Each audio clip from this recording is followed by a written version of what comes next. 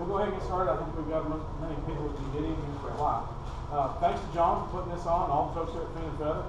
I have not met everyone, I'm sure, but Gary Blake is at next door, keep the place open while we do this. It's great for them to make this nice facility for us to do it. Just a little introduction. I don't have a jersey on, I don't have a wrap boat. I'm not a made guy of any kind, I'm just a fisherman. Happened to kind of be in the right place at the right time a couple of years ago. My kids wanted to see the water skiing squirrel, Kansas City Sports Show. We put a little squirrel goes around like this. So I'm standing there, and over next door is a seminar by a gentleman named Ned Rig. And I thought to myself, well, I've heard that name. He writes for Infishman, he writes for Bassman, writes for a couple other magazines. I've read some of his stuff. Went over, sat down, and he's talking about these little bitty old cut down worms. And thousands of fish caught in a single year. And I thought, well, this is ridiculous. They're small fish, they're farm ponds, there's something I'm not understanding about this. But signed up for his email information and sent it out dutifully, as he always does, still does. And got that, started reading through it. And I read through it, and I still kind of thought, well, this is a goofy little worm. I'm never going to play this thing. And then he sent me an article about Stacy King fishing at Lake Lanier. And I thought, well, if Stacy's throwing that thing in the tournament, I maybe better pay a little more attention to it. Lanier's not that much different than lakes we fish. And that's really how I got started, picking a little Ned Rig up and fishing it. And it kind of went from there towards building a little bit what we think is a better head. Head that fishes away from the cover that we have to deal with in the Ozark lakes. And I'm sure most of you folks fish Table Rock, Stockton. Stockton's maybe the exception down here. Low Shoals. These lakes will humble you in a hurry. They're clear, they're deep, they can be cold, they can be hot, and you can go out and just not catch fish. This little lake takes care of that. I have fished it since 2011. I have not zero on Table Rock, averaging 30 days a year since 2011. Now, that's not always catching a keeper. That's going out and always catching at least one fish. That doesn't sound like very much maybe to some folks, but if you've been the little family coming down from Iowa, if you've been the little family coming down from Illinois, if you've been folks who are coming in for a tournament on a weekend, you got 1 day to pre-fish, half a day to pre-fish, you fish 1 day or 2 days and go home. You understand how hard it is to catch fish sometimes on these lakes. When you take a little bait like that and go out and catch it, it's a different deal. So that's really when I started paying attention to it and working on it. How many of y'all here have fished it? That's my first question. I assume quite a few. Is anybody here who hasn't fished it? Just straight up haven't. Okay. Excellent. Do you know what we're talking about when we say Ned Rig? Generally. What we mean is something like this little guy right here. It is one of these worms from Z-Man Zinker Z, or the Strike King Zero is the exact same bait. Z-Man makes them both. It is cut precisely in half. All I do when I rig them up is I take them like this, fold them in half, snip right in the middle. I don't hold rulers up to them or measure them or anything like that. Right. Take them like that, stretch the fire on them. Alright, and they'll throw salt all over the room, stretch the fire out, and then you put them on one of these little button heads, which has got kind of a flat back to it. Our head, there's another head on the market that's got a little bit similar design, different setup in terms of keepers and things. They move the weight forward, and that helps keep that bait sitting straight up. And it is a ridiculous looking little 2.5-inch worm. And if you're used to throwing swim baits and $10 jerk baits, $25 mega bass, that fish down here, the first time you pick that up, you think, what am I doing? That's what I went back at White Springs. I had a day where I'd thrown all the regular. I thought I was pretty okay at catching fish at Table Rock in 15, 20 years, you know. It was about 15 now. And I went back and I did whites. I couldn't catch fish. Couldn't catch them on grub, couldn't catch them on shaky head, couldn't catch them on anything. Flat calm like we had last week, bright sun, just miserable big fish. I went back and back, just peek around in there, and picked that thing up, threw it out, probably about 16-inch long. Like, well, that's Table Rock. I can go anywhere and fish 16-inch long. Took the fish off, put that in the boat, threw it out, another one about 16.5 inches. Well, maybe there's something more. I started running all the little places I'd already fished that day, and I caught fish everywhere I'd already been, and everywhere I already had been. And that's really what made me pick it up, kind of stick with it. Anyhow, that little cut down worm is what we're talking about. Now there's a difference. Ned writes about a deal called Midwest Finesse. Midwest Finesse is not really the same as Ned Rig. he does not like the name Ned Rig at all. There's a lot of folks I think he tried to name a bait after himself. He doesn't like it. I mean, he'll flat edit it out if you send him a fishing report with the name Ned Rig. He'll call it a Midwest Finesse Rig. Because he thinks of it as a system as opposed to one particular bait. And it really is. It goes back to guys like Virgil Ward and Ghetto Gibden and Drew Reese, the gentleman who designed some of the things for Z-Man. A good friend of his, they both, the gentleman's name's Dwight Keever, who lives out in Phoenix, Arizona. He's a dear friend of mine. They both fished Bassmasters Classics on Finesse back in the 70s. So it goes way back. I mean, people figured out a long time ago on these deep, clear Highland lakes that sometimes you got to fish small baits, and there's just no way around it. And more often than not, put a lot of fish in. So the Midwest Finesse is a larger concept. It's things like hair jigs, and Ned calls it Midwest. He's a professional archivist by trade. And he tries to differentiate that from, say, things people picked up in Tennessee. Like Charlie Brewer was putting the sliders on it and all that stuff. And there's just little differences. You know, there's differences in size, differences in heads, differences in the legs, and that's what it comes down to. But kind of like the Gidset became a tube, you know, Ned Rig has become that little deal. Either that or that Z-Man TRD one, which we can talk about a little bit later.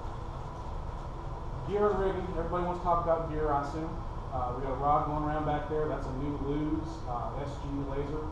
It's 7 foot. They call it an ultralight. I would call it kind of a light or mag light. It's got a little more pop than I would think of an ultralight. That's on the lighter side of what I would fish. It's a really nice rod. Great rod. You can creek fish, pond fish, casually do it, things like that. What I've always sort of told folks to go for, if you're just starting out, if you don't want to go drop a lot of money on a rod and a particular setup for it, just about everybody down here in the Ozarks has a drop shot, right? You got a 6'6", 7 foot medium light, something like that, 6'9" medium light. That'll handle it fine and get you started with a 16-pound head in particular. I do use some longer rods, and I'm a little bit different than a lot of people on that. I use some 7.5 foot rods. And I really like them because of the particular way I fish the bait and the slack line that I fish it on. It's more of a line control issue than a casting distance or anything of that sort. The line we use primarily is a 6-pound fluorocarbon. You can use whichever one you want. It can be 6-pound Vizex, that's the one I like. You can use 6-pound Sunline. A lot of folks like 7-pound Sunline. I think that's what's in some of these bags tonight. Right here for that buddy of mine who loves the 7-pound Sunline. You know, I'm not going to argue with the guy who fishes about it, how well it is, how good it works. The other thing you can do is you can fish braid. The new thing in spinning is to put braid on a spinning reel because it supposedly cuts out all the line pins. I will tell you, braid still twists if you fish little bitty baits and you throw them all day long. Braid still twists if you fish little bitty baits and you fish them all day long. It won't twist up and blow up necessarily, but you'll still get that. You'll still get wind knots around your guide, your leader sticks. So braid doesn't completely get away from line twist, but it works. The number one issue for me with braid is you got one extra knot. And you got that leader knot, but you're going to tie it right to your bait. I've fished it tied straight to the bait. I don't like it. You can do it. If you hang it up, it's a real pain to try to get it out of anything. If you run that leader, you know, now you can determine how far away from the fish that white or green or black or whatever other color line you got in terms of braid. I'm running some braid on a couple of these rods that Lew's just went around and had braid on it. I think I've got probably 15 feet of the Vizex leader. And most people would just laugh at you about that, but I don't want that braid anywhere near my fish. I want it way up the line. That also is because I retie. If you're fishing 6-pound line, you're fishing chump rod, you're fishing cedar trees, you're fishing boat dock cables, you don't retie, you don't break off. It's just that simple. And I will retie anytime I'm suspect with my line. If I've caught a good fish, I will stop and retie. And if you have a 6-foot leader, like a lot of folks recommend with braid, you're going to run a leader real fast if you retie 8 or 9 times a day. It just works that way. Plus retying if you break off. It happens. Aside from that extra knot, to me the biggest issue with braid fishing the Ned Rig is, particular to our lakes, you fish Stockton all the time, wind. If you're fishing braid in wind, it'll just about flat water ski your braid across the top of the water sometimes. Especially if you're fishing 16 pounds. You'll throw that thing out, that braid will catch that wind and blow up like that, like a cobweb, and it'll just, your bait will never get caught. You can get tipped down on it, kind of, and you can kind of work around it some, but it's still not like having fluorocarbon straight to the bait in wind. good reason to have two rods for both, I guess. I did go to some braid, in particular, we went to some softer rods last year. We threw some actual ultralights and fish in the summer just to have fun with them. And for that, because we were using little tiny reels, like crappie size reels, you pretty much had to run braid or else you were going to have twist issues. What I did was I went to an Alberto knot that makes it a little quicker to tie in the boat if you're out there. I went to some very small braid. A lot of people I hear running braid on spinning reels. They're running 20-pound braid, they're running 15-pound braid, and they think they've got that 8-pound diameter, 6-pound diameter. I went to some 8-pound braid. I don't know if you all felt that rod going around. It's very thin braid. You could probably trout fish with it straight to the bait. It's very, very small. And I like that a little bit better for that reason. The heads. We'll just move on and try to get y'all set up on the heads.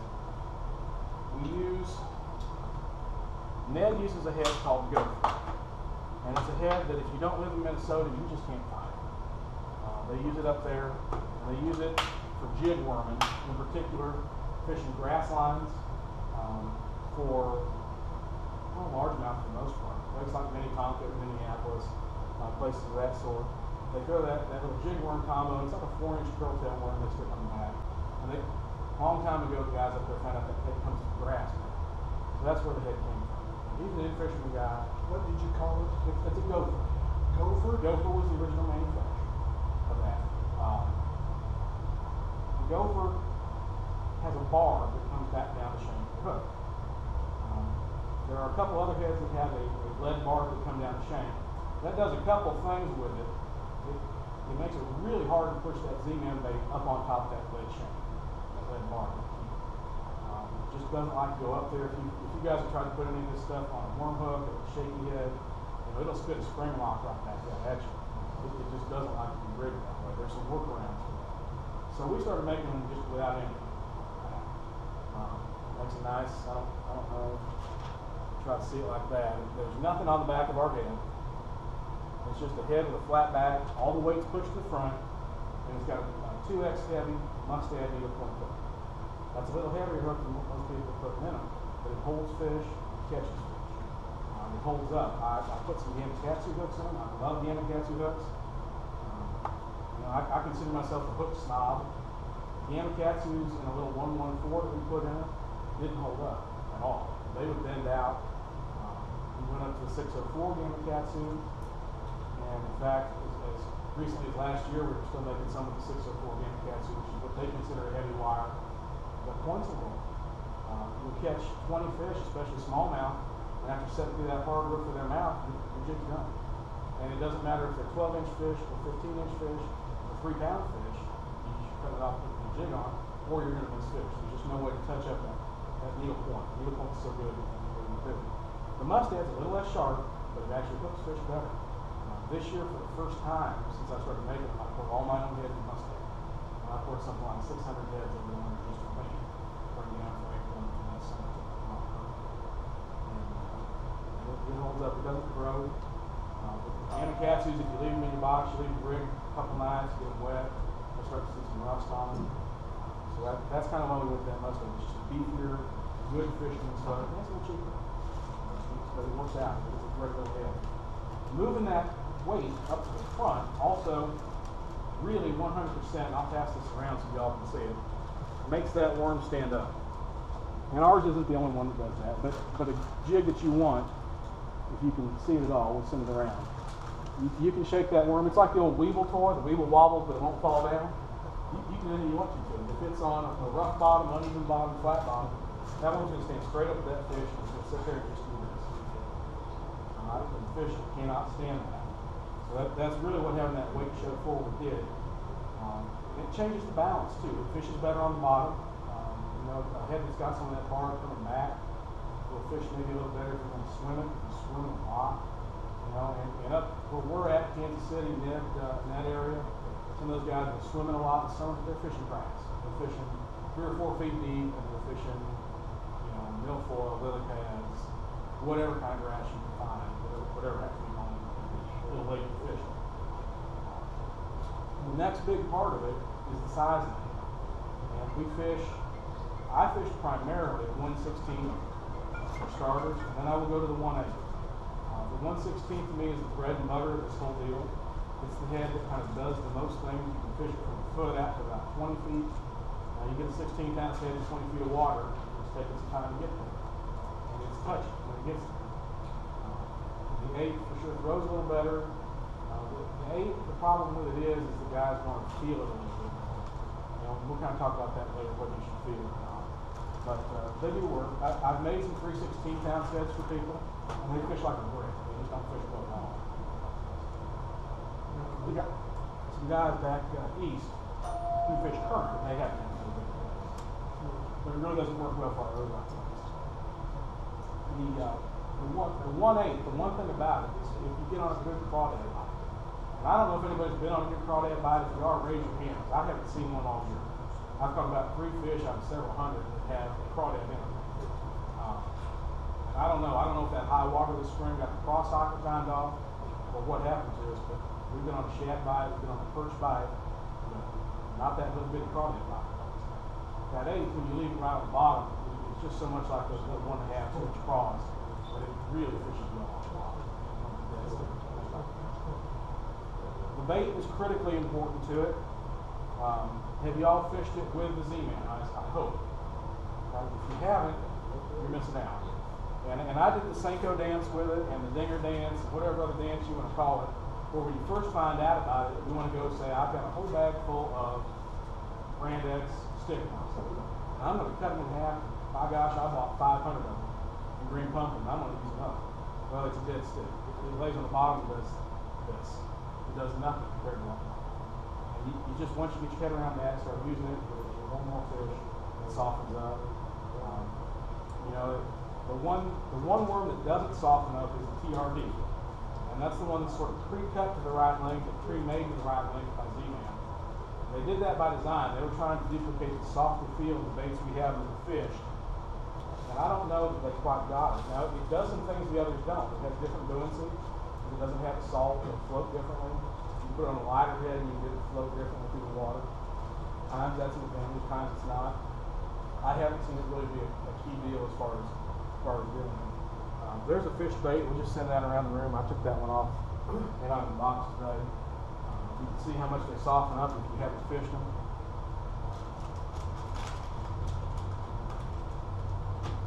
That's a brand new bait out of the package. You can see how much stiffer they are as they use super glue too. I absolutely super glue, yes. Yep.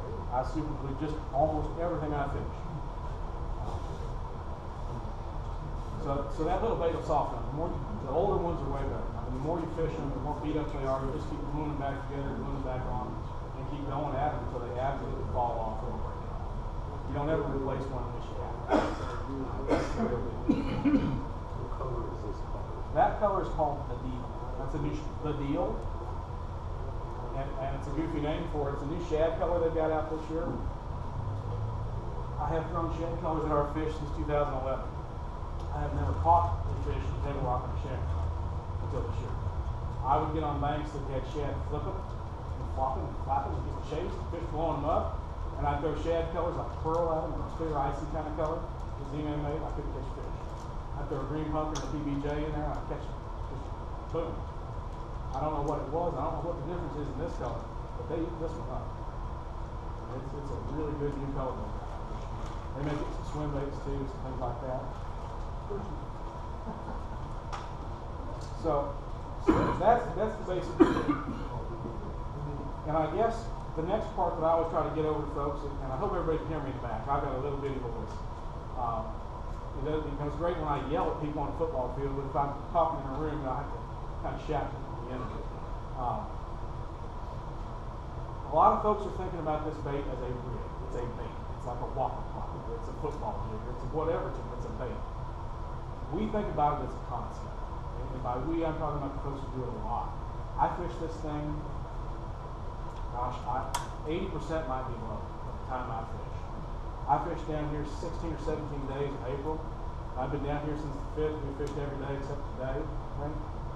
May have missed one and never punished one every day. So, but 20 plus days anyway down here this year. And I've caught maybe 20 fish on any bait that wasn't fast.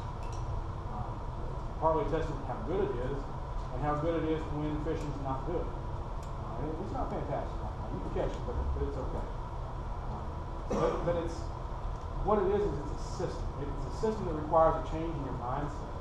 If you want to treat it like a rig and you want to go pick it out of the boat with an hour to go in a club tournament or a money tournament or something, you want to try to catch that last fish you've got to get, it'll absolutely do it. If it's a tough day and you just can't catch any, you want to just take it out and throw it, see if you can catch 5 or 10, it'll absolutely do it. But if you want to get past catching a lot of 12-inch smallmouth, and you want to get into catching better fish on it consistently, you have to start thinking about where you throw it, how you throw it, when you throw it, and more dedicating yourself to using it. I had a good friend, some of you Ozark Anglers Forum folks know Campbell. He's in Mountain Home, Arkansas. And he was kind of getting into this, and I told him, I said, I kind of looked at Star Wars route. I said, it's like Yoda says, you got to unlearn what you've learned.